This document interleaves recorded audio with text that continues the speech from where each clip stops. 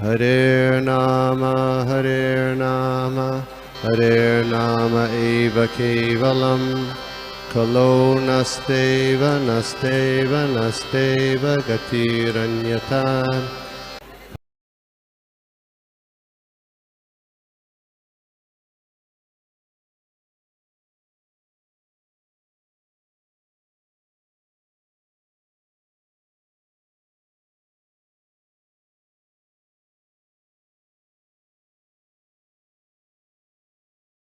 Thanks for joining. Hare Krishna Prabhu ji, thank you so much.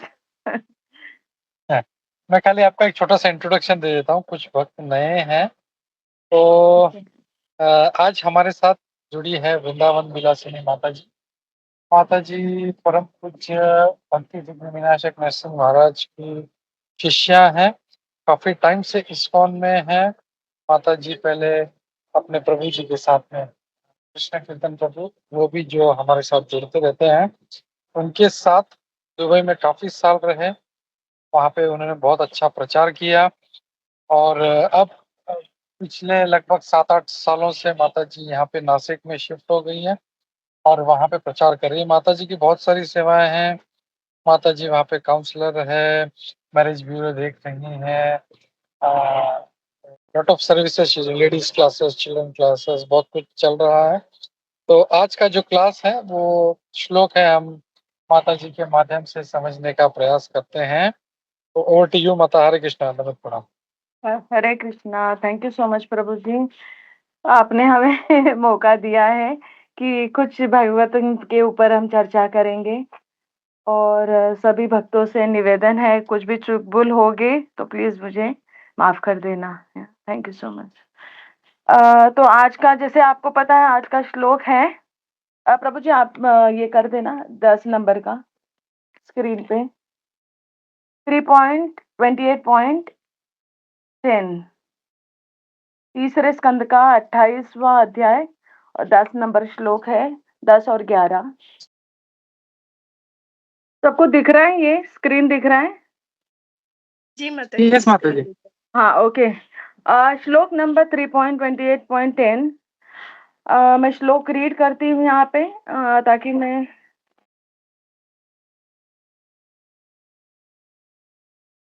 मनोचिरात् स्यात् विरजं जित्श्वासस्य योगिनः वायु अग्निभ्यां यथा लोहं मातं त्यजति वैमलं, त्यजति वैमलं। मनोचिरात् स्यात् विरजं जिच्छ्वासस्य योगिनः वायु अग्निभ्यां यथा लोहं मातं त्यजति वैमलम। कोई बोलना चाहेगा या तो फिर हम शुरू कर देंगे आगे, नॉट अ प्रॉब्लम। अनुवाद कोई पढ़ सकता है यहाँ पे? हरे कृष्णा माता जी, दंडवत प्रणाम। दंडवत प्रणाम सभी प्रणाम। उपस्थित भक्तों के चरणों में। मेरे पास माता जी वो है, अच्छा ये जो आप स्क्रीन पे आ नहीं, रहा है वो आपका मैं पढ़ने हिंदी की। में रहेगा, पढ़ेगा न तो चलेगा, नो प्रॉब्लम, जो भी है ठीक है, पढ़िए, नो प्रॉब्लम। ठीक है। प्रभुपाद की जय। अनुवाद प्रभुपाद जी के द्वारा।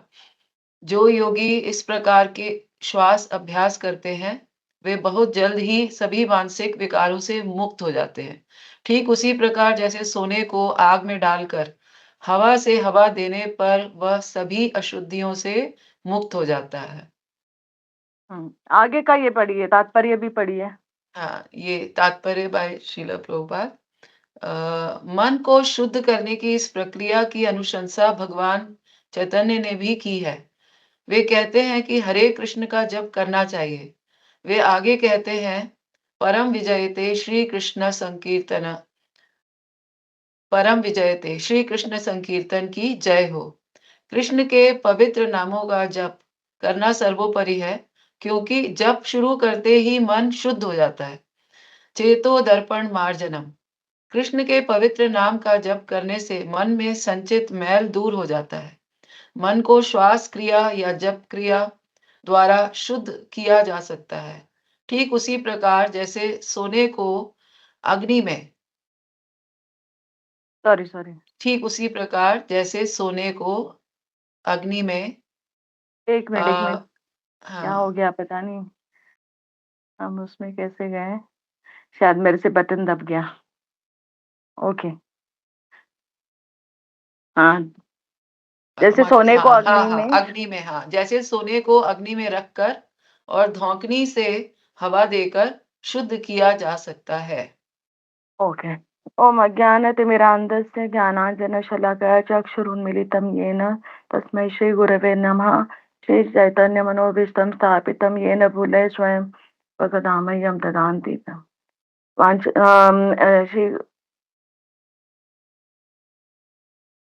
श्रीगुरुं श्रीयुतपदकमलं श्रीगुरुं। पता नहीं, मैं एकदम ऑफ हो गई। कोई प्रार्थना बोलेंगे? ओपनिंग प्रेयर्स कंप्लीटली ये होगी। मैं बोलता हूँ माता जी। हाँ, बोलिए बोलिए। ओम स्वादाय कृष्ण प्रेष्ठाय भूतले श्रीमते भक्ति वेदांत वेदांत स्वामी स्वामी नामिने नमस्ते नमस्ते सारस्वती सारस्वते देवे गौरवाणी गौरवाणी कुचारिणी निर्विशेष शून्यवादी पाश्चात्य देशतारिणे जय श्री कृष्ण चैतन्य प्रभु नित्यानंदा श्री अद्वैत गदाधर शिवासादि गौर भक्त वृंदा हरे कृष्णा कृष्ण कृष्ण हरे हरे हरे राम राम राम हरे हरे। हरे कृष्ण। ओके। प्रभु जी, अभी शेयरिंग मैंने ऑफ किया, राइट? हो गया, राइट? करेक्ट। नहीं, शेयरिंग ऑफ नहीं हुआ है माता जी, मैं कर देता हूँ। मैं यू कैन अच्छा, आप स्टार्ट। कर सकते हैं ना, प्लीज करिए। Thank you so much. You can तो गो बैक टू आज योर वीडियो। तुमचा व्हिडिओ दिसत नाहीये। हाँ हाँ, ओके ओके। क्या हो रहा है पता नहीं, एक सेकेंड। क्लिक कर रही हूँ आराम लेकिन से हो माता नहीं जी, रहा टेक है, योर टाइम। पता नहीं। आई डोंट नो, नहीं हो रहा है प्रभु। 1-2 मिनट दे दिए शायद। कभी कभी हाँ, नहीं, स्टॉप शेयरिंग किया। अभी हो रहा है। Thank you. या ओके ओके मेरी ओके डन। तरफ से ही वो वेट कर रहा था। No problem. तो आज का जो टॉपिक है, आपने तो ऑलरेडी पढ़ा है। चैप्टर का नाम है, हम देखते हैं कि प्रभुपाद जी ने बताया कि एग्जीक्यूशन ऑफ डिवोशनल सर्विस। मतलब हम डिवोशनल सर्विस का निष्पादन कैसे करेंगे, या भक्ति सेवा का निष्पादन कैसे करेंगे।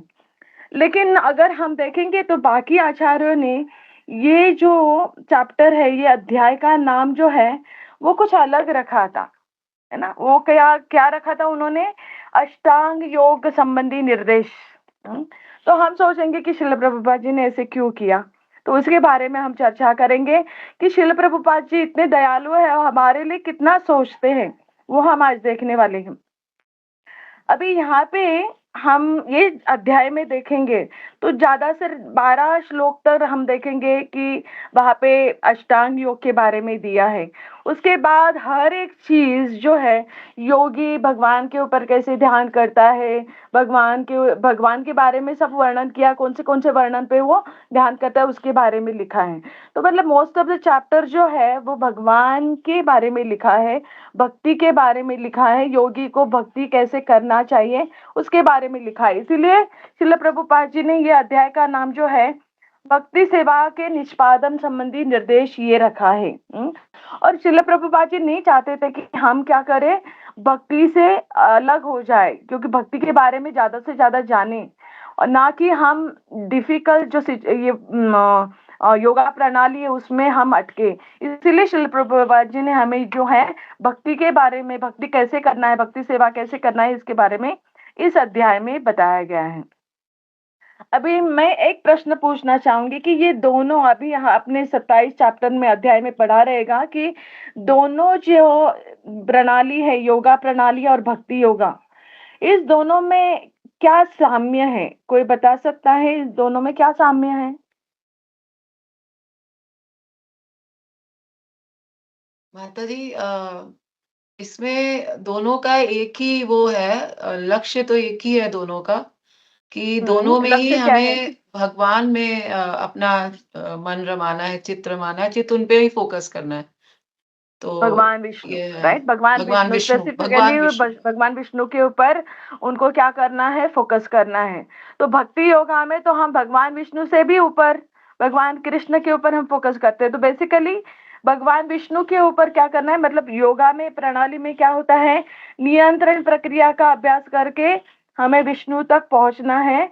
और पहुंचते पहुंचते कैसे पहुंचना है? भक्तिमय सेवा में निष्ठ के स्तर पर जाना है। तो अभी हम देखते हैं कि भक्ति योगा में क्या होता है? हमने देखा है श्लोक है, श्रद्धा, साधु संग, भजन क्रिया, अनर्थ निवृत्ति, निष्ठा। हम जिसको ये कहते हैं भक्ति का लता बीज जो है, वो कैसे साधु संग श्रद्धा से शुरू होता है, राइट? तो देखो यहाँ पे हम भक्ति योगा में क्या होता है? श्रद्धा, साधु संग, भजन क्रिया, अनर्थ निवृत्ति और 5वें स्तर पे निष्ठा है। और यहाँ पे क्या है? योगा प्रणाली में वो क्या करते हैं? यम, नियम, आसन, प्राणायाम, प्रत्याहार, धारणा, ध्यान करते करते वो फिर क्या करना है? समाधिस्थ होने के बाद फिर क्या होते हैं? वो भक्तिमय सेवा में निष्ठा के स्तर पे आते हैं। जैसे हमने देखा कि अभी श्लोका नंबर 6 में भी आगे हम देखने वाले हैं कि वैकुंठ लीला के ऊपर क्या करना है? हमें ध्यान करना है। मतलब क्या है? निष्ठा के स्तर पे आके ही हम वैकुंठ लीला के ऊपर हम ध्यान कर सकते हैं, राइट? तो इसीलिए ये दोनों जो प्रक्रिया जो है वो क्या है? उनमें समान क्या है? तो भगवान विष्णु के ऊपर हमें क्या करना है? उनका स्मरण करना है, उनके ऊपर ध्यान करना है, उनके धाम में जाना है, राइट? तो ये समान है। और हम देखते हैं कि अभी भक्ति योगा और योगा प्रणाली जो है उनमें क्या साम्य है? क्या यह अलग है? क्या ये वेदांत सूत्र के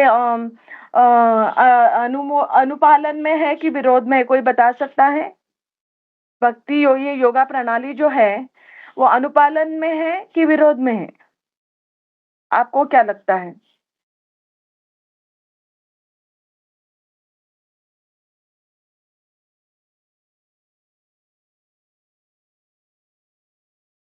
साम्य है माता जी दोनों में। हाँ, दोनों में साम्य है। मतलब अब भक्ति वेदांत सूत्रों के वो क्या अनुपालन में है। मतलब हम भी जो है योगा प्रणाली को हम स्वीकार करते हैं क्योंकि वो क्या है? साम्य है। जैसे प्रभु जी ने अभी बताया है वो क्या है? साम्य है। तो अभी श्रील प्रभुपाद जी साम्य होके भी हमें योगा प्रणाली एक्सेप्ट करने नहीं दे रहे। मतलब हमने स्वीकार तो कर लिया लेकिन हम वो फॉलो नहीं कर रहे हैं। हम क्या फॉलो कर रहे हैं? भक्ति योगा फॉलो कर रहे हैं। क्यों फॉलो कर रहे हैं? वो हम इस अध्याय में श्रील प्रभुपाद जी के द्वारा और चैतन्य महाप्रभु के द्वारा हम देखने वाले हैं। जैसे अभी श्लोक नंबर अभी यहाँ पे हम देखेंगे कि अंतिम गोल तो हमने देखा कि विष्णु ही है। लेकिन क्या है? योगा प्रणाली जो है वो क्या है? कठिन है। और भक्ति योगा जो है वो कैसे है? सरल है। जानने के लिए हमें फॉलो करने के लिए व्यावहारिक है। हम फॉलो कर सकते हैं इजीली। लेकिन योगा प्रणाली जो है हमें चलो यम नियम हम भले करें भी लेकिन आसन में ही बैठना। अगर मैं आपको बोलूंगी कि आप अभी 1 घंटा पूरा स्ट्रेट बैठना, बिल्कुल कहीं पे भी नहीं देखना, मेरी तरफ ही देखना, मुझे ही सुनना, आजू बाजू कुछ भी सुनाई देगा बिल्कुल भी नहीं सुनना। इट इज वेरी डिफिकल्ट क्योंकि इतना डिस्ट्रैक्शन आजू बाजू होता है। तो इट इज वेरी इम्प्रैक्टिकल या व्यावहारिक बिल्कुल भी नहीं है। तो इसीलिए योगा पद्धति जो है जैसे अभी हमने देखा कि हमें श्रद्धा से क्या करना है? साधु संग करना है।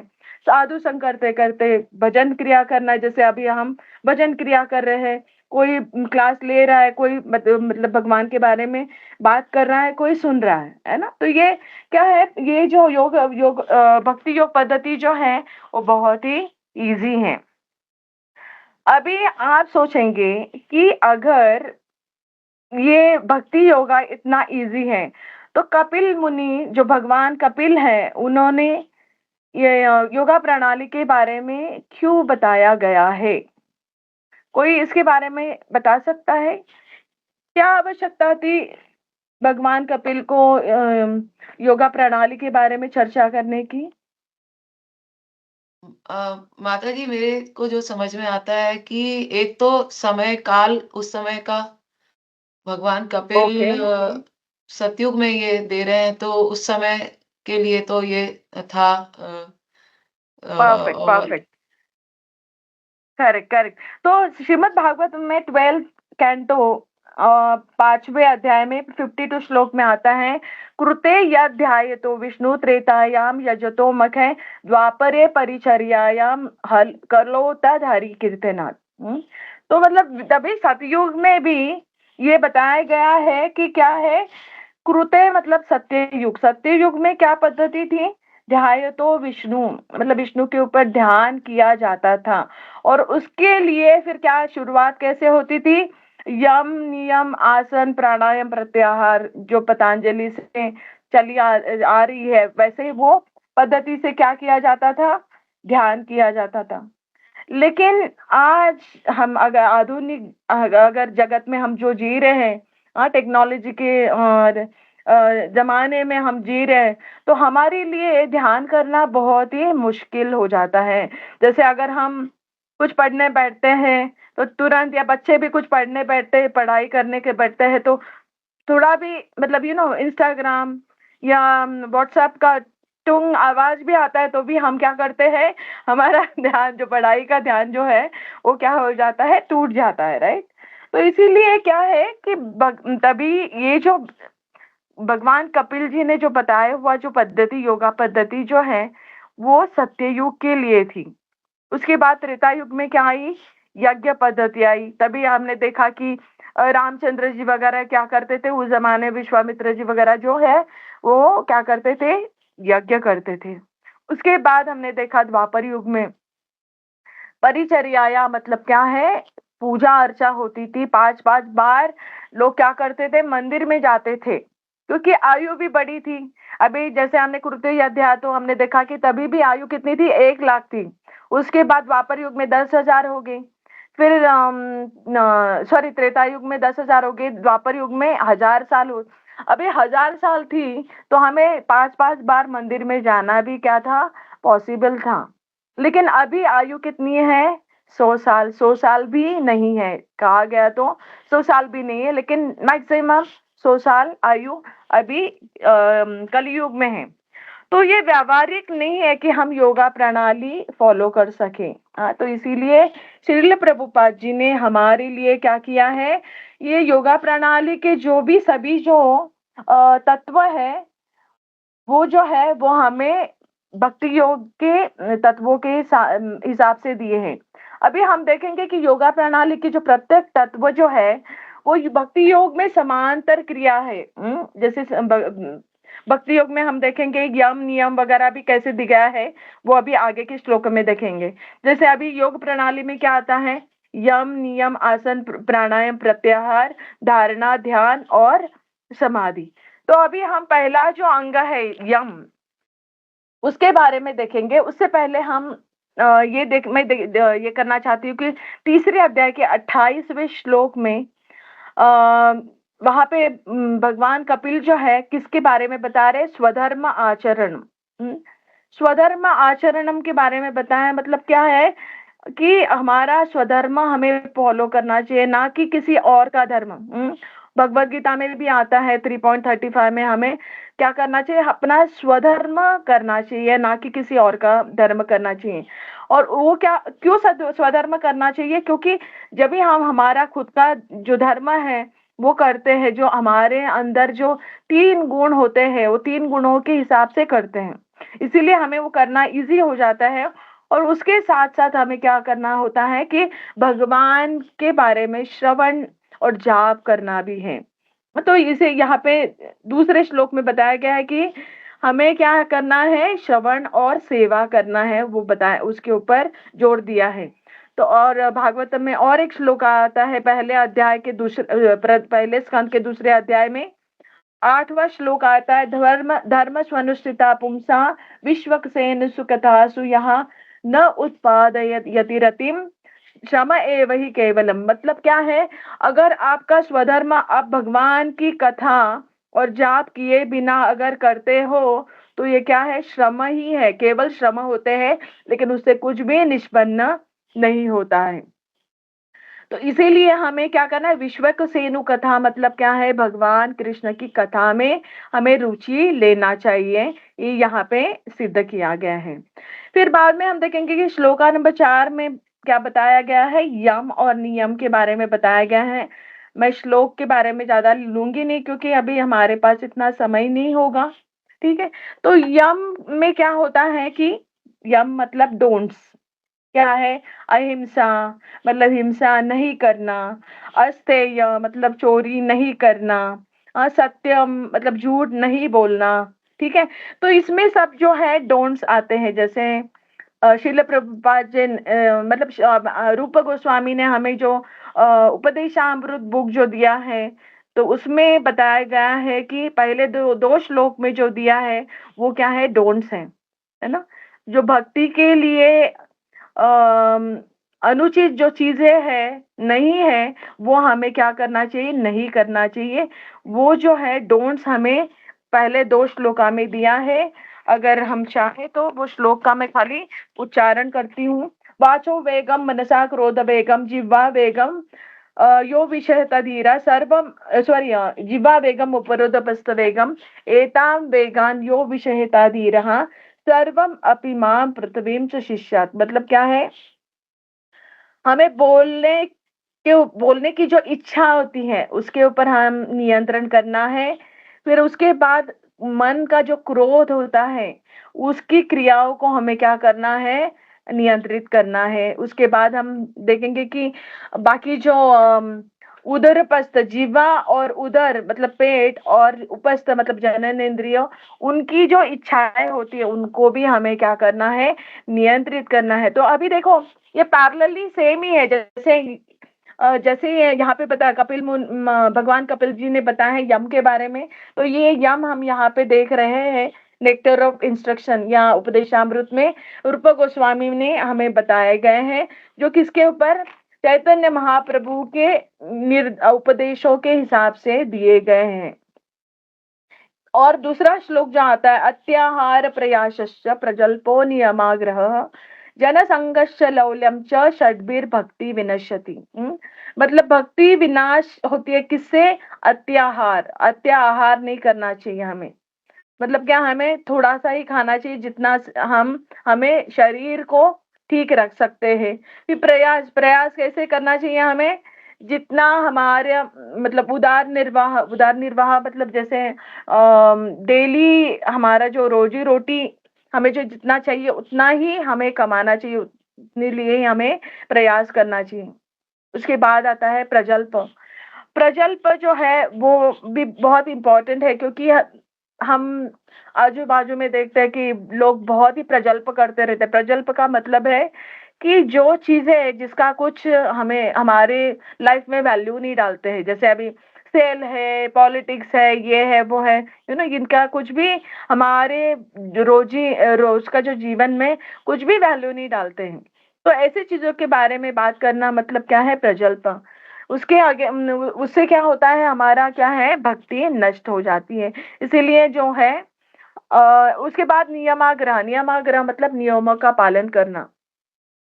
और जनसंघर्ष मतलब जनसंघ यहाँ पे ये इस मतलब से आया कि ऐसे लोगों का संग नहीं करना चाहिए जो भक्ति कृष्ण चेतना में इंटरेस्टेड ना हो और न रुचि रखते ना हो। ऐसे लोगों से हमें क्या करना चाहिए? हमें संपर्क नहीं करना चाहिए, उनके एसोसिएशन में या संघ में नहीं रहना चाहिए, उसका त्याग करना चाहिए। हाँ।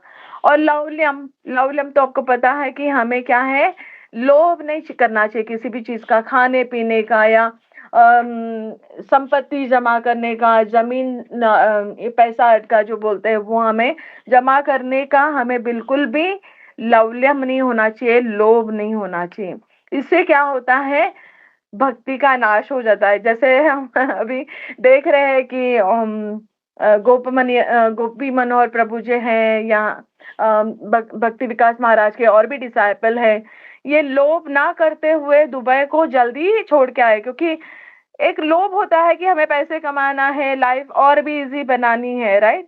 तो ये भी एक भक्ति का अंग है कि हमें भक्ति अगर ठीक से करनी है और भक्ति का नाश नहीं होने देना है तो हमें लौल्यम भी छोड़ना चाहिए। ठीक है, तो ये जो उपदेशामृत के 2 श्लोकों में जो शास्त्रों में दिए हैं रूप गोस्वामी द्वारा, तो उसका भी हम देखेंगे कि क्या है, उसमें यम के बारे में बताया गया है। अभी श्लोक नंबर 4 में और भी नियम के बारे में भी बताया गया है कि तपस्या करनी चाहिए, स्वच्छता रखनी चाहिए, फिर वेदों का अध्ययन करना चाहिए, भगवान के सर्वोच्च स्वरूप की पूजा करनी चाहिए। अभी सॉरी, उससे पहले मैं एक बात बोलना भूल गई। यम के इसमें हम देखेंगे कि अहिंसा, अहिंसा जो है, अहिंसा में श्रील प्रभुपाद जी ने हमें 4 डोंट्स दिए हैं, राइट। जो भी दीक्षित भक्त है उनको ये 4 डोंट्स बिल्कुल ही पता होना चाहिए, अनिवार्य है उनको ये 4 चीजें पता होना, क्योंकि मांसाहार नहीं करना, फिर क्या है, जुआ नहीं खेलना, अवैध संबंध नहीं करना, और तपस्या करना, मतलब तपस्या है मद्यपान न करना। तपस्या ही है लेकिन मद्यपान न करना, ये 4 डोंट्स है जो भक्ति योग में आते हैं। तो यहाँ पे योग प्रणाली में यही चीजें दी है, वो हम भक्ति योग में कैसे यूज करते हैं, इस तरह हम यूज करते हैं। मांसाहार नहीं करना चाहिए, जुआ नहीं खेलना चाहिए, अवैध संबंध नहीं करना चाहिए, और मद्यपान नहीं करना चाहिए, राइट। तो ये बराबर श्रील प्रभुपाद जी ने बताया कि कैसे योगा प्रणाली और भक्ति योगा कैसे पैरेलली जाती है, समांतर क्रियाएं बताई गई है यहाँ पे। उसके बाद श्लोक नंबर 4 में ही, जैसे अभी मैंने रीड किया था, तपस्या करनी चाहिए। तो हम तपस्या क्या करते हैं, तो एकादशी करते हैं, फेस्टिवल्स में हम उपवास रखते हैं। हाँ, तो जैसे अभी तिरोभाव आविर्भाव जब भी होते हैं आचार्यों के, तभी हम क्या करते हैं, 12 बजे तक फास्टिंग रखते हैं। तो ये सब चीजें जो है तपस्या। और जैसे वहां पे बताया, मद्यपान ना करना, चाय नहीं पीना, कॉफी नहीं पीना, ये भी क्या है, तपस्या का ही एक भाग आता है। और स्वच्छता रखना, स्वच्छता कैसे रखते हैं हम लोग, 3 बार नहाते हैं। जैसे गर्मी होती तो हम 3 बार नहाते हैं, सुबह, शाम, और रात को सोने से पहले भी हम नहाते हैं। जब भी पसीना आए नहाना है ना। तो हमको क्या है, स्वच्छता रखनी है।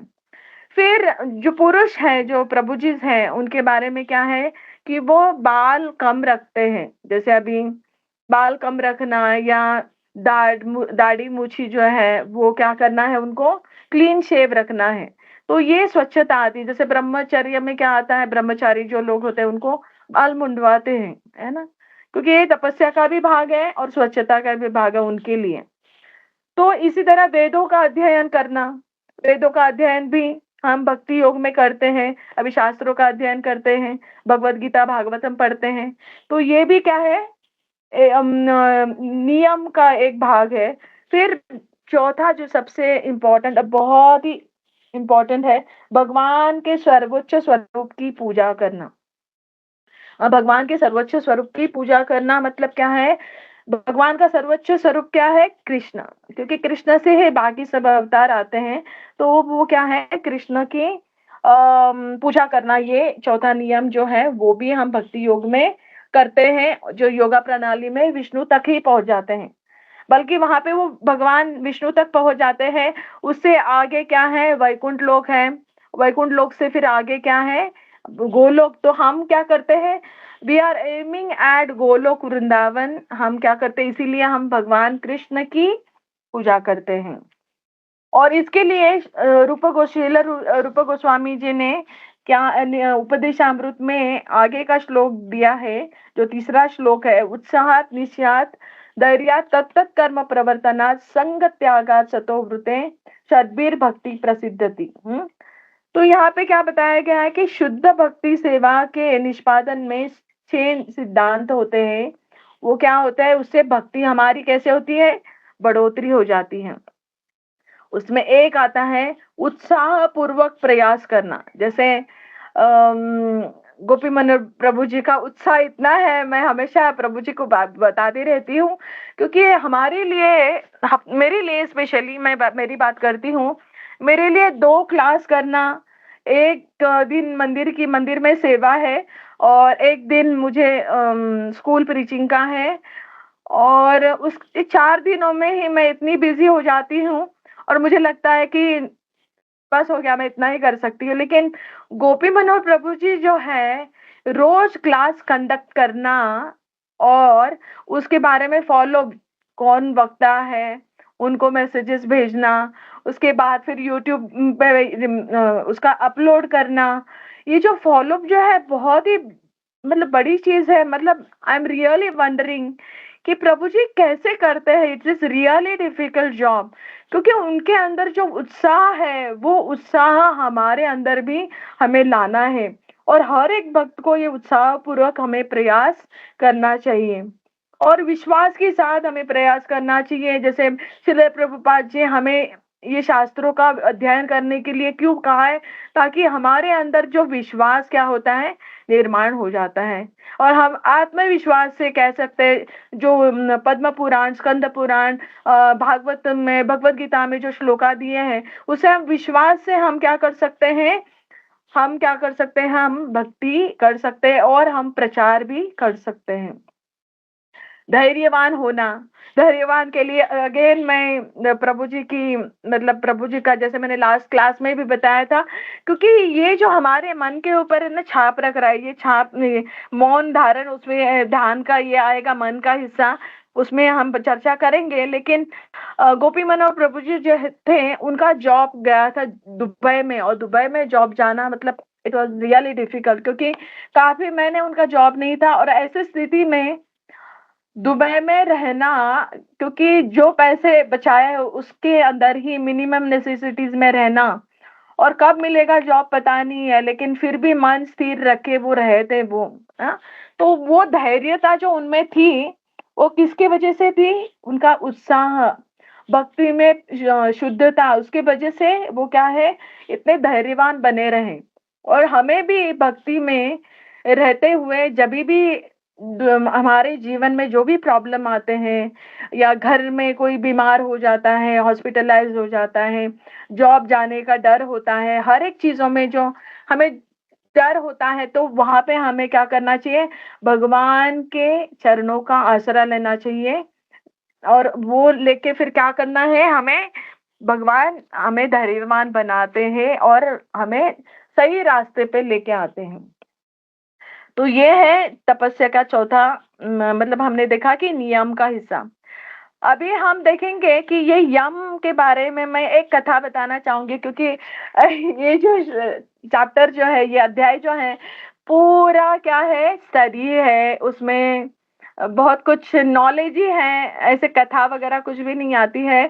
तो मैं भगवान को प्रार्थना कर रही थी कि मुझे कुछ भी करके कुछ कथा बतानी है, ताकि लोगों को थोड़ा सा इंटरेस्ट बनाए रखें, है ना।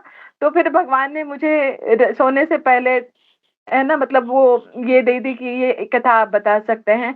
तो यम के ऊपर मैं कथा बताना चाहती हूँ, ताकि हमारा क्लास थोड़ा सा हल्का फुल्का हो जाए।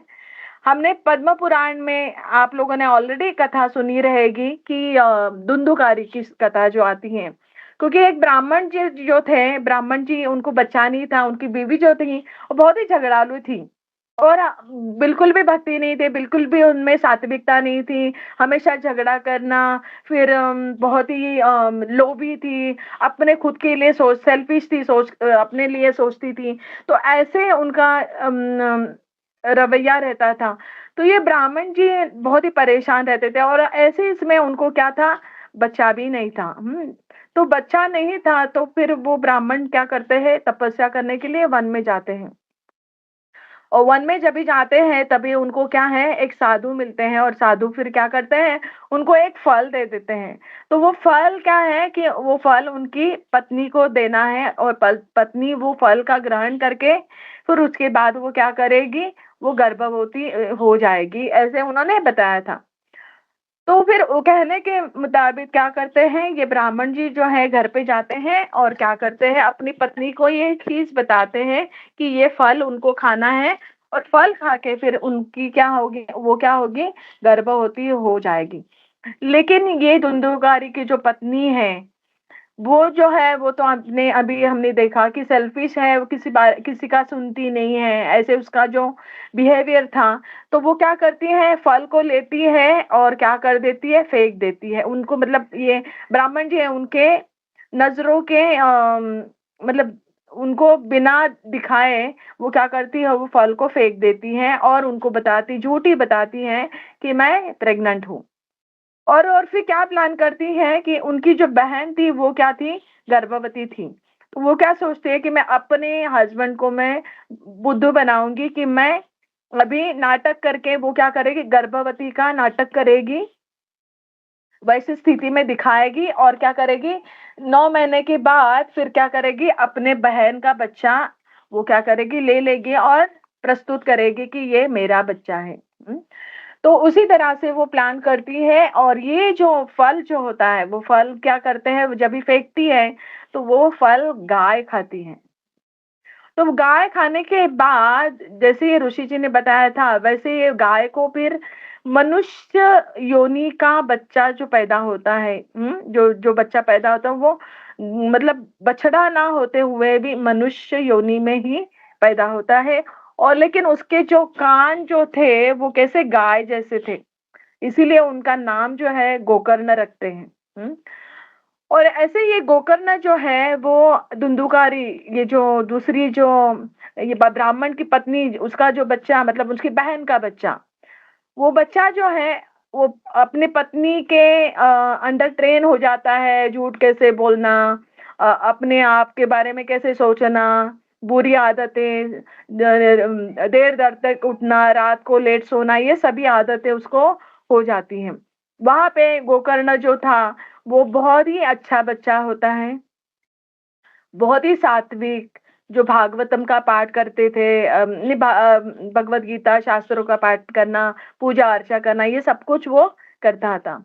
और वो कभी-कभी ये धुंधुकारी को समझाने की कोशिश भी करते थे कि आप क्या करना, कि आप ये बुरी चीजें छोड़ देना। लेकिन फिर भी क्या होता था, ये धुंधुकारी जो है बिल्कुल भी सुनता नहीं था। आगे जाके धुंधुकारी जो है वो सभी यम कर देते। यम मतलब यहाँ पे हमने देखा डोंट्स, जो नहीं करना चाहिए वो सभी चीजें करता था धुंधुकारी। जैसे यहाँ पे हमने देखा मांसाहार करता था, फिर हमने देखा कि जुआ खेलता था, क्योंकि वो क्या करता था, अवैध संबंध कर रहा था, क्योंकि उसकी शादी नहीं हुई थी, फिर भी वो क्या था, अनेक स्त्रियों के साथ उन्होंने संग रखा था। अभी इन सब स्त्रियों को क्या करना था, उनको पालन पोषण भी करना था, इसके लिए उनको क्या करना पड़ा, फिर जुआ खेलना पड़ा, चोरी करना पड़ा, ये सब अलग अलग तरीके के जो नहीं करनी चाहिए वो चीजें उनको करना पड़ा। मद्यपान करता था, हाँ? तो ऐसी सारी चीजें वो क्या करते थे। तो इसका मतलब क्या है कि हम यम मतलब जो नहीं करना चाहिए उससे फिर क्या होता है, हमारा पतन हो जाता है। तो इसी तरीके से आगे स्टोरी बहुत आगे है, लेकिन मैं इतना आगे स्टोरी नहीं बताऊंगी क्योंकि हमारे पास इतना समय नहीं है। लेकिन आगे जाके जो ये गोकर्ण के मदद से क्या होता है, धुंधुकारी जो भागवतम का श्रवण, अगेन हम यहाँ पे आएंगे, श्रवण जो है सबसे इम्पोर्टेंट यहाँ पे बताया गया है कि श्रवण करने से क्या होता है, वो फिर उसको मुक्ति मिल जाती है, जो उसको भूत योनि मिल जाती है। और भूत योनि से मुक्तता मिलने के लिए फिर क्या होता है, भागवतम श्रवण करके वो भूत योनि से निकल के उनको गोलोक में एंट्री मिल जाती है। तो ये हो गई धुंधुकारी की कथा। उसके आगे फिर हम देखेंगे श्लोक नंबर 5 में क्या बताया कि मौन धारण करना। मौन धारण करना मतलब हमें खाली कृष्ण संबंधित ही बातें करना है, उसके अलावा कुछ भी बात नहीं करना है। फिर विभिन्न यौगिक आसनों का अभ्यास करके हमें क्या करना है, मन को स्थिर करना है, प्राण वायु को के श्वास को नियंत्रित करके हमें क्या करना है, मन को हमें स्थिर करना है। तो अभी यहाँ पे हम देखेंगे कि सनातन गोस्वामी ने चैतन्य चरितामृत में ये श्लोक आता है मध्य लीला में 1.35, उसमें बताया गया है कि ये सनातन गोस्वामी जी को जो शिक्षाएं दी थी चैतन्य महाप्रभु ने, उसमें से एक शिक्षा ये भी थी, उसको ये वो बुक का नाम सनातन गोस्वामी ने बुक लिखा है, उसको क्या कहते हैं, दशविलास या ऐसे कुछ बुक का नाम है, दशविलास, हाँ ठीक है। उसमें से एक विलास जो है मतलब पहला विलास, दूसरा विलास, वैसे 5वां विलास जो है उसमें कहा है कि ध्यान के लिए हमें क्या करना चाहिए, बैठने की विधि बताई है। मतलब उसका उसमें उन्होंने आसन के बारे में बताया, जो आसन योगा प्रणाली का तीसरा जो तत्व जो है आसन, उसके बारे में थोड़ी सी, मतलब ज्यादा डिटेल में नहीं, थोड़ी सी उन्होंने चर्चा की है। उसके बाद प्राणायाम जो है, प्राणायाम का भी हम देखेंगे कि वहीं पे उन्होंने बताया कि श्वास प्रक्रिया करके हमें भगवान के ऊपर ध्यान कैसे करना है वो बताया है, मतलब प्राणायाम और उसके बाद ध्यान कैसे करना है ये वहां पे उन्होंने बताया गया है। तो भक्ति योग में भी ये चीजें कैसे आती हैं हम देख सकते हैं। उसके बाद चौथी चीज है इंद्रियों को, इंद्रिय विषयों से हटाकर मन को हृदय में केंद्रित करना। जैसे यौन संबंध जो है ये जो पर्टिकुलरली आता है कि उससे क्या होता है कि हम ब्रह्मचर्य का पालन कर सकते हैं, इंद्रियों का दमन कर सकते हैं। जैसे अभी हमने धुंधुकारी की स्टोरी देखी, यौन संबंध के वजह से ही उसका क्या हो गया, अधोगति हो गया। तो और हम देखेंगे कि दूसरा भक्ति योग में जो प्रयास करते हैं उनके इसमें हम देखेंगे हरिदास ठाकुर की कथा। कथा मतलब कथा नहीं करेंगे, एक शॉर्ट में मैं बताना चाहती हूँ कि हरिदास ठाकुर के लिए भी जो जमींदार ने एक वेश्या को भेजा होता है, तो क्या होता है वो उससे आकर्षित नहीं होते हैं और ना उसको मतलब अस्वीकार भी करते हैं। मतलब क्यों अस्वीकार नहीं करते, क्योंकि वो क्या है प्रकृति के 3 गुणों के परे है, तो वो वेश्या को नहीं, ये गलिच्छ स्त्री ऐसे भी अस्वीकार नहीं करते हैं। उसको क्या कहते हैं कि ठीक है आपकी जो इच्छा है वो मैं पूरी कर दूंगा, लेकिन आपको क्या करना पड़ेगा, उसके लिए वेट करना पड़ेगा। आप मेरा जप कितना है 192 राउंड्स जो जपा है, 23.5 आवर्स का जो जपा है, वो होने के बाद मैं क्या करूंगा, आपको मतलब जो आपकी इच्छा है वो पूरी करूंगा। तो कहने का मतलब क्या है, यहाँ पे इंद्रिय नियमन भक्ति योग में इजीली हो जाता है। 4 नियमों में अवैध संबंध जो है वो ऑलरेडी हमें यहाँ पे बताया गया है। फिर श्लोक नंबर 6 में हमारे आते हैं कि धारणा, शरीर के 6 चक्रों में हमें स्थित होके, मतलब प्राण वायु और मन को स्थिर करके हमें दिव्य लीलाओं पर मन केंद्रित करना है। तो इसमें धारणा, ध्यान और समाधि करके हमें कहाँ पे करना है, वैकुंठ लीला मतलब भगवान की दिव्य लीलाओं के ऊपर हमें मन केंद्रित करना है। तो श्रील प्रभुपाद जी यहाँ पे स्पेसिफिकली बता रहे हैं कि समाधि की जो अवस्था है कैसे करते हैं हम, मन को स्थिर करते करते, जो मन को स्थिर करना मतलब धारणा, फिर ध्यान मतलब निरंतर स्थिर करके उसको हम ध्यान करते हैं, तो इसीलिए ध्यान। और आगे जाके वो इतना मतलब ये हो जाता है, वो आगे हम चर्चा करेंगे 11वें श्लोक में, तो समाधि कहलाता है। वो श्रील प्रभुपाद जी यहाँ पे बताते हैं कि समाधि जो है वो क्या है, कृत्रिम शारीरिक अवस्था नहीं है। जैसे हम सोचते हैं कि आसन में हम ऐसे लेट के शवासन में ये करेंगे और बहुत देर तक रहेंगे तो समाधि, ऐसा नहीं है। कृत्रिम शारीरिक अवस्था नहीं है समाधि। ये क्या है, मन को वस्तुतः भगवान के विचारों में, भगवान के लीलाओं में, वैकुंठ लीलाओं में या गोलोक लीलाओं में हमें क्या करना है, लगाना है, लीन करना है। और अभी हम 10वां श्लोक जो है आज का, उसका हम ये देखेंगे कि यहाँ पे हमें क्या करना है, मन को शुद्ध करना है। जैसे माता जी ने पढ़ा था कि मन को शुद्ध करने के लिए कौन सी प्रक्रिया चैतन्य महाप्रभु ने बताई है, परम विजयते श्री कृष्ण संकीर्तनम, मतलब श्री कृष्ण संकीर्तन की जय। क्योंकि हमें संकीर्तन ही हमेशा करना है, क्योंकि बाकी यज्ञों में अगर हमें ये समाधि स्थिर रहने के लिए हमें मन को स्थिर करना है, तो मन को हम स्थिर कैसे कर सकते हैं, पहले मन को शुद्ध करना पड़ेगा। तो मन को शुद्ध हम कैसे कर सकते हैं, तो भगवान के नाम का जप करके हम मन के जो मानसिक विकारों से हम क्या कर सकते हैं, मुक्ति पाते हैं। मतलब जो मन की अशुद्धता, मैल जो है, चेतो दर्पण मार्जनम। हाँ, तो जो चेतो मार्जन जो है, चेत मतलब हृदय, मार्जन मतलब मार्जन करना मतलब क्लीनिंग करना। हाँ, दर्पण मतलब जो चेत रूपी, मतलब हमारा जो हृदय रूपी जो दर्पण है, आईना जो है, उसके ऊपर बहुत ही इसी जन्म का नहीं है, जन्मों जन्मों का जो मैल पड़ा हुआ है, किस चीज का, इंद्रिय तृप्ति का, वो हमें क्या करना है, हमें ये अशुद्धियों को हमें निकालना है, मैल को निकालना है। इसीलिए हमें क्या करना चाहिए, यहाँ पे योग प्रणाली द्वारा श्वास का अभ्यास करते हुए बताया गया है। तो यहाँ पे हम भक्ति योग में क्या बता रहे हैं, चैतन्य महाप्रभु के यहाँ पे बताया कि मन शुद्ध करने के लिए हमें कृष्ण नाम का जप करना चाहिए।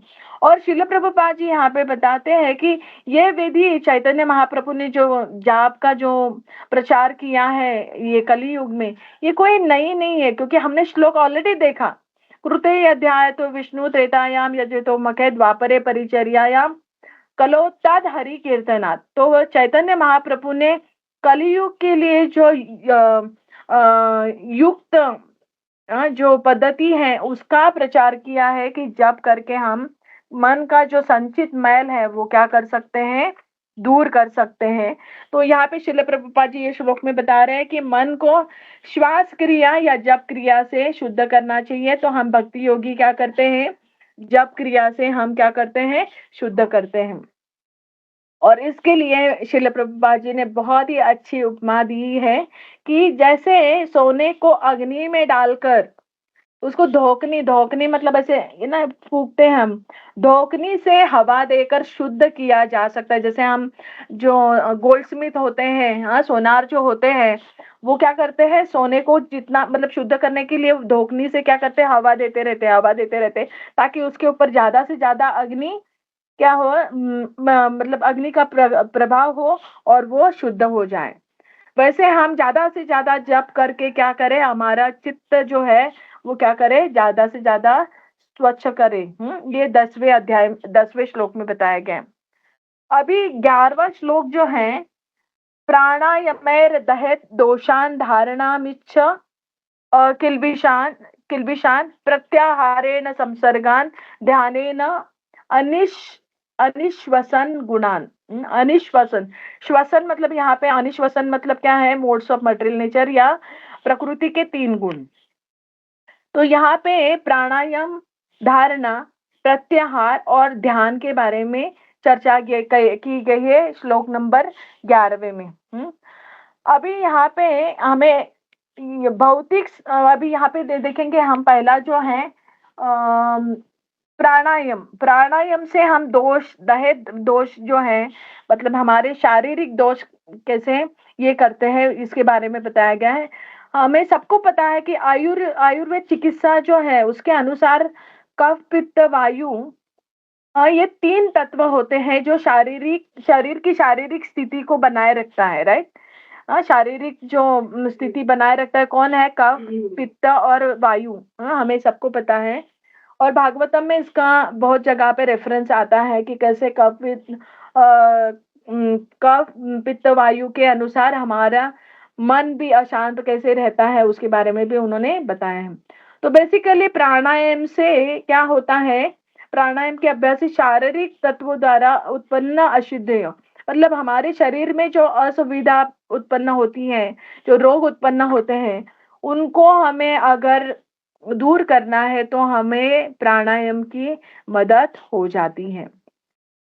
तो यहाँ पे भक्ति योग में श्रील प्रभुपाद जी क्या बताते हैं, हमें मन को नियंत्रित करना है या एकाग्र करना है तो हमें भगवान का स्मरण करना है। पहली विधि आती है श्रवण, दूसरी विधि आती है स्मरण। अभी श्रवण में हम देखेंगे कि श्रवण में हमें भागवतम में भी प्रहलाद जी ने दिया है कि श्रवणम कीर्तनम विष्णु स्मरणम पाद सेवनम अर्चनम वंदनम दास्यम सख्यम आत्मनिवेदनम। तो मतलब भागवतम के द्वारा भी श्रवण जो है वो क्या है, सबसे पहली जो चीज आती है उसके ऊपर हमें अगर उसका अभ्यास करें या हम भगवान के बारे में श्रवण करें तो ऑटोमेटिकली मन भगवान के ऊपर क्या होने लगता है, एकाग्र होने लगता है। तो यहाँ पे हम और एक भगवत गीता का श्लोक है, यम यम वापि स्मरण भावम त्यजत्यन्ते कलेवरम तम तमेव इति कौन्तेय सदा तद्भाव भावितम। मतलब जो भाव हम मरते समय, शरीर छोड़ते समय हम याद करते हैं, वही भाव हमें हमारा नेक्स्ट जन्म में मिल जाता है। मतलब वही शरीर हमें मिल जाता है। इसका मतलब क्या है, मन के ऊपर जो भी इम्प्रेशन है, वो इम्प्रेशन या छाप जो है, वो एक ही जन्म के छाप भी नहीं है, बहुत सारे जन्मों के छाप भी हैं। तो उसके हिसाब से हम क्या करते हैं, हमारी सोच बनी रहती है। तो इसीलिए यहाँ योग पद्धति में बताया गया है, क्योंकि योग प्रणाली में मन के ऊपर ध्यान करना बहुत डिफिकल्ट है, क्योंकि हमारे जन्मों जन्मों के छापे रहते हैं। तो ध्यान धारणा धारणा मतलब मन को एकाग्र करने की विधि, तो धारणा जो है वो बहुत ही डिफिकल्ट है। उसके बाद ध्यान में जाने वाले निरंतर ध्यान, ये निरंतर ध्यान जाना बहुत ही डिफिकल्ट है। लेकिन श्रील प्रभुपाद जी ने यहाँ पे बताया गया है कि हम भक्ति करते हुए ही भगवान के ऊपर क्या करते हैं, हमारा ध्यान केंद्रित करते हैं। जैसे हम मंदिर में जाते हैं, तो भगवान के चरणों का हम क्या करते हैं, ध्यान करते हैं। उनके चरणों में अपने आप को अर्पित करते हैं, उनका ध्यान करते हैं। जब भी हम कभी स्मरण करते हैं तो भगवान के चरणों का ध्यान आता है। जैसे अभी मेरा मंदिर में मदन गोपाल जी का सेवा होता है, भले हमें तभी सेवा करते हुए क्या होता है, टाइम, क्योंकि भौतिक जगत में क्या है, टाइम का प्रभाव है। हमें 1 घंटे में वो सेवा करनी होती है। कभी कभी हम सोचते हैं कि हम वहां पे पहुंच के भी भगवान के चरणों का हम अच्छे से दर्शन नहीं ले पाते हैं, क्योंकि हमें उनका श्रृंगार करना होता है। हालांकि वो भी सेवा है, हाँ, लेकिन हम इतना ध्यान नहीं कर पाते हैं। लेकिन जब हम बाहर आते हैं या अदरवाइज हम जब भी ध्यान मतलब दर्शन करते हैं, तो हम भगवान के चरणों का ध्यान करते हैं। और हम प्रत्यक्ष रूप से हमने वो चरण छुए हैं, वो कैसे दिखते हैं, उनका फील किया है। तो जब भी हम दर्शन करते हैं तो वो फील हमें मालूम पड़ता है ना। भले तभी नहीं करते, लेकिन दर्शन करते हुए करते हैं, मालूम पड़ता है। तो ऐसे हम मन को क्या करते हैं, एकाग्र कर सकते हैं भगवान के चरण कमलों में और उनके मुख कमलों का दर्शन करके। तो ये करने में हमें बहुत ही इजी हो जाता है ना। मतलब योग प्रणाली के मायने में हम देखेंगे तो ये हमें बहुत ही इजी हो जाता है। और नेक्टर ऑफ इंस्ट्रक्शन में भी दिया है, 8वें श्लोक में बताया गया है कि भगवान का जो स्मरण करना सबसे बड़ा मतलब इम्पोर्टेंट तत्व है हमारे लिए भक्ति योग में। तो वो स्मरण करने के लिए उसकी विधि जो है, पहली विधि जो है श्रवण करना। और उसके श्लोक में भी आता है कि शुरुआती में व्यक्ति को, और ये कौन बता रहे हैं, शील भक्ति सिद्धांत सरस्वती ठाकुर की टिप्पणी है वहां पे। उन्होंने बताया गया है कि शुरुआती में व्यक्ति को हमेशा कृष्ण कथा सुननी चाहिए। और वो श्रवण के उन्होंने दशा बताई है, उसके बारे में मैं थोड़ा सा बताना चाहूंगी कि श्रवण दिशा, वरण दशा और स्मरणावस्था, ये 3 दशा है स्मरण के, श्रवण के, सॉरी। तो श्रवण दशा में क्या होता है कि हम श्रवण करते हैं, हाँ, जैसे अभी हम जपा करते हैं, जपा करते हुए हम जोर से जपा करते हैं और उसको श्रवण करने का भी प्रयास करते हैं। तो कभी कभी मन यहाँ वहां भागता है, बाधा आ जाती है, मन क्या होता है, बाधित हो जाता है। तो इसी वजह से ये क्या हमारा श्रवण दशा है, शुरुआती में जो हम श्रवण करते हैं उसको श्रवण दशा कहते हैं। कि मन क्या होता है, बाधित हो जाता है, हमेशा बीच बीच में कुछ कुछ ख्याल आते हैं। और जब करते समय ही बहुत बार क्या होता है, बहुत कुछ, आपने नोटिस किया रहेगा, अगर हमें कुछ काम की लिस्ट है, कुछ कुछ करना है उस दिन में, तो जपा के टाइम में बहुत ज्यादा प्रोमिनेंटली याद आते हैं। लेकिन हमें क्या करना है, तभी श्रवण करते हुए बाधा जो आती है श्रवण दशा में, ठीक है, लेकिन वरण दशा जो होती है आगे की, वहां मतलब बताया गया है कि कृष्ण के दिव्य पवित्र नाम का निरंतर श्रवण और उनके दिव्य रूप और गुणों और लीलाओं का श्रवण करने का हमें क्या होता है, निरंतर हम करने की आदत पड़ जाती है। मतलब पहले तो बाधित हो जाते हैं, लेकिन उसके बाद फिर अबाधित श्रवण करना हमें क्या होता है, मुमकिन होना शुरू हो जाता है। उसको वरण दशा किया है। फिर उसके बाद उन्होंने बताया कि स्मरणावस्था, कि कृष्ण कथा सुनने की हम क्या होते हैं, आसक्त हो जाते हैं। देखो अभी आप लोग इतने आसक्त हो, अभी किसी बहुत सारों को जॉब भी है, सब कुछ है, और फिर माता जी लोगों को फिर ब्रेकफास्ट बनाना है, बच्चों को स्कूल भेजना है, प्रभु जी का टिफिन भर के देना है ऑफिस जाने के लिए, तो फिर भी आसक्त है श्रवण करने के लिए। इसके वजह से वो क्या होते हैं, स्मरणावस्था में आते हैं और परमानंद से जप करना शुरू कर देते हैं। मतलब जप करते करते हमें परम आनंद आना लगता है। जैसे हम हमेशा, ये तो बहुत सारे, हम थोड़ी देर के लिए ये परमानंद क्यों ना हो, लेकिन हम ये नोटिस करते हैं जब भी पहले 2 माला होते हैं हमारे थोड़े कैसे वैसे हो जाते हैं, लेकिन दूसरे माला के बाद हम बहुत अच्छे से जपा करते हैं। और उसके बाद भले हमें कुछ और सेवा भगवान की करनी पड़ी, जैसे कुकिंग करना है या कुछ भी करना है, तो भी भगवान की सेवा में हम रत है, तो भी भगवान का नाम बाय डिफॉल्ट आता है, क्योंकि हमें उसका परम आनंद मिलता है ना। और हम स्मरणावस्था में आते हैं। अभी हम प्रगतिशील स्मरणावस्था की हम 5 अवस्था देखे, हम श्रवण के देखें, श्रवण दशा, वरण दशा और स्मरणावस्था। अभी हम स्मरण की 5 अवस्था देखेंगे कि स्मरण, कृष्ण नाम का स्मरण करना एक स्मरण है। तल्लीनता में हम क्या करते हैं, निरंतर स्मरण। जैसे यहाँ पे हमने देखा कि स्मरण हो रहा है लेकिन बाधित स्मरण नहीं हो रहा है, निरंतर हो रहा है। मतलब उसको तल्लीनता कहते हैं। फिर ध्यान में क्या होता है, स्मरण निरंतर होता है लेकिन मन भी एकाग्र होता है, उसको क्या कहते हैं, ध्यान। तो अभी यहाँ पे देखो, धारणा, मन को हम एकाग्र कर रहे हैं, मन को हम स्थिर कर रहे हैं। मतलब धारणा और ध्यान, ये 2 विधा यहाँ पे बताए गए हैं नेक्टर ऑफ इंस्ट्रक्शन में, श्लोक नंबर 8 में। फिर समाधि, समाधि के बारे में पता है। समाधि से पहले और एक अवस्था आती है, ध्यान हम विस्तृत करते हैं। मतलब मन एकाग्र हो रहा है, ध्यान एकाग्र हो, मतलब स्थिर हो रहा है, लेकिन क्या है, विस्तृत, मतलब ज्यादा देर तक हो रहा है। उसको क्या कहते हैं, ध्यान विस्तृत और स्थिर हो रहा है, उसको अनुस्मृति कहते हैं, अनुस्मृति। और ये अनुस्मृति जो है निरंतर और सतत होने लगता है, तो उसको समाधि कहते हैं। तो हमने देखा, प्रभुपाद जी ने बताया था कि समाधि जो है शारीरिक, कृत्रिम शारीरिक अवस्था नहीं है, तो ये स्मरण की अवस्था है, जो भक्ति लेवल पे हम आध्यात्मिक समाधि के में क्या कर सकते हैं, प्रवेश कर सकते हैं। और ऐसे दशा में हम क्या जानते हैं, रियली, मतलब ट्रूली हम जान सकते हैं कि हम आत्मा है, और आत्मा स्तर पे हम आके हमारा भगवान के साथ जो संबंध है, परमात्मा के साथ जो संबंध है, उसको जोड़ने की हम क्या करते हैं, कोशिश करते हैं, और उसमें हम सफल हो जाते हैं। इसको क्या कहते हैं, संपत्ति दशा। ये आगे का ये है। जैसे हमने अभी देखा कि समाधि, समाधि से आगे हम संपत्ति दशा, मतलब भगवान के साथ हमारा संबंध जोड़ना, उसमें हम सफल होना, मतलब क्या है, संपत्ति दशा कहते हैं।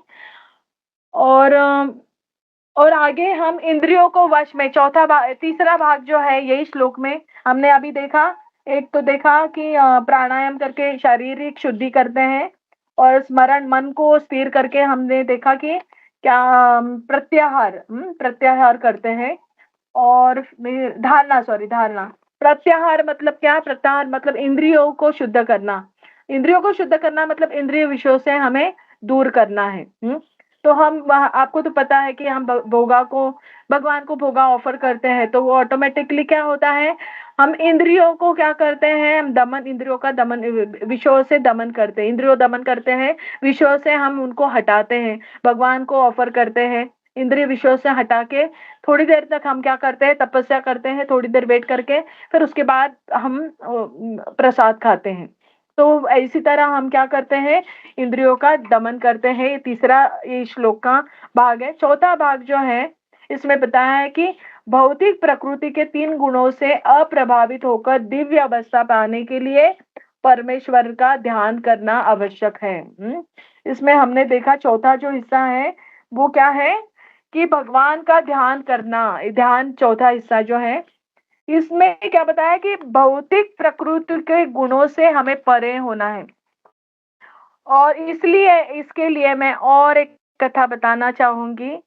और ये कथा आती है ध्रुव महाराज की। ध्रुव महाराज के कथा में हमने देखा है, जो भागवतम में आती है, चतुर्थ स्कंद में। ध्रुव महाराज जो थे, वो क्या थे, कौन से गुण में थे, कोई बता सकता है? थोड़ा सा लोग सोए रहेंगे तो उनको भी जगाने की कोशिश करती हूँ। एक 5 मिनट और ले लूंगी। ध्रुव महाराज कौन से गुण में थे? उनका रजोगुण। प्रोमिनेंट गुण रजोगुण में थे। हाँ, रजोगुण। रजोगुण में होने की वजह से वो क्या चाहते थे कि ब्रह्मा जी जो उनके जो परदादा जो थे वो ब्रह्मा जी के ऊपर का स्थान मतलब क्या है, उनको चाहिए था। इसीलिए उनको ध्रुव लोका मतलब भगवान ने दे दिया, लेकिन वो चाहते थे वैसे ही बड़ा स्थान। और इसके लिए उन्होंने क्या किया, भगवान की मतलब ध्यान तपस्या की। हाँ, तपस्या करने के बाद फिर क्या होता है, वो तपस्या जब भी किया, वो रजोगुण में तपस्या करते हैं क्योंकि उनको क्या है, भौतिक चीजों की फल की अपेक्षा थी। रजोगुण में जनरली क्या होती है, फल की अपेक्षा होती है। हाँ, तो इसीलिए वो फल की अपेक्षा के लिए उन्होंने तपस्या की थी। लेकिन तपस्या करने के बाद भगवान का जब भी दर्शन होता है तो ध्रुव महाराज क्या होते हैं, वो फिर बताते हैं कि वरम न याचित काचन विचिन्वन अपि दिव्य रत्नम, मतलब मैं काठ के टुकड़े के लिए क्या कर रहा था, तपस्या कर रहा था। स्थानाभिलाषित, स्थान के लिए, अभिलाषा के लिए मैं क्या कर रहा था कि मैं तपस्या कर रहा था, लेकिन मुझे क्या, आप दिव्य रत्न मिले हो तो मुझे क्या चाहिए, मुझे कुछ भी वर नहीं चाहिए। तो अभी हम देखेंगे यहाँ पे ध्रुव महाराज जो है तीनों गुणों से ऊपर अभी वो क्या हो गए, परे हो गए और भगवान भक्ति में, शुद्ध भक्ति में लग गए। तो इसीलिए ये ध्यान जो ये भक्ति का भक्ति भोग सॉरी भक्ति योग का ये चौथा यहाँ पे जो है ध्यान, कैसे हम ध्यान कर सकते हैं। तो ये ध्रुव महाराज की कथा से हमें पता चला है कि भक्ति योग में हम स्थिर होके भगवान के दर्शन पा सकते हैं, और दर्शन पाके हम भगवान भौतिक गुणों के तीनों गुणों से परे होकर हम शुद्ध सत्व में स्थित हो सकते हैं, और भगवान भगवत जान जाने के लिए हम क्या होते हैं, पात्र हो सकते हैं। तो इसी प्रकार हमने देखा कि योग प्रणाली और भक्ति योगा जो है कैसे है, समांतर क्रिया दिए हुए हैं। अगर ऐसे दिया है तो हमें योग प्रणाली करने की कुछ भी आवश्यकता नहीं है। तो इस माध्यम से श्रील प्रभुपाद जी ने बताया है कि हम भगवान कपिल के जो दिए हुए तत्व, हम उससे भी हम क्या है, उसको भी हमने अस्वीकार नहीं किया है, उसको स्वीकार करते हुए हम भक्ति योग में ही स्थित हो गए हैं। तो इतना कह के मैं आज का क्लास को विराम देना चाहूंगी, और क्षमास्व अगर कुछ गलत बोला रहेगा, अगर कुछ गलतियां भी है तो सामने से आप टिप्पणी कर सकते हैं, आप बता सकते हैं। तो थैंक यू सो मच गोपी मन प्रभु जी और सभी भक्त वृंद, आपके चरणों में कोटि कोटि प्रणाम, क्योंकि आपकी वजह से आज मैं भागवत कथा कर सकी। और क्षमा चाहती हूँ, मैंने 4-5 मिनट लेट किया शायद। Thank you so much. Thank you माता, वेरी नाइस। बहुत डिटेल में आपने आज का जो श्लोक है इसका वर्णन किया। तो मैं क्विकली भक्तों से रिक्वेस्ट करता हूँ, किसी का कोई प्रश्न है, कोई कमेंट्स है तो ले सकते हैं हम लोग। हरे Krishna.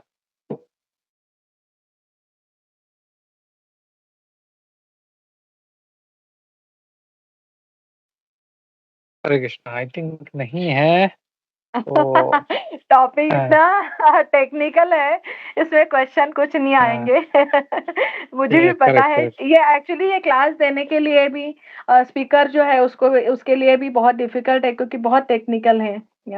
Thank you so much. Hare Krishna, Hare Krishna. Thank you माता। हरे कृष्णा। वंशकल्प कृपा सिंधु पतितानां पावनेभ्यो वैष्णवेभ्यो नमः नमः। अनंत कोटि वैष्णव वृंद की जय। श्रील प्रभुपाद की जय। गुरु वृंद की जय। थैंक यू माता। दंडवत प्रणाम। हरे कृष्णा। दंडवत प्रणाम।